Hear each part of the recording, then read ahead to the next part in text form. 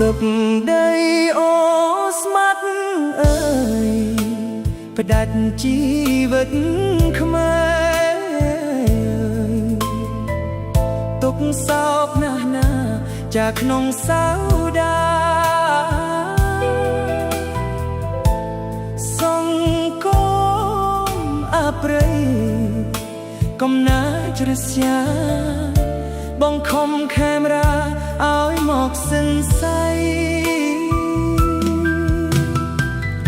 ទឹកភ្នែកជាឈាមអើយហូរកាត់លោកាសំរែកខ្លោចសារំដំព្រឹកព្រៃភ្នំស្រួ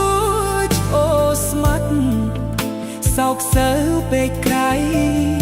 ឈាមខ្មែរជោគដីល្បីពេញលោកាស្នូកំភ្លើងធំលន់ដូចបាក់ភ្នំ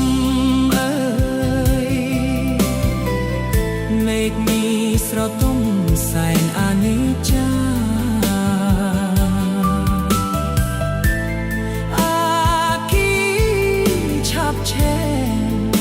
គំរាមសង្ខារអាសូរវាសនា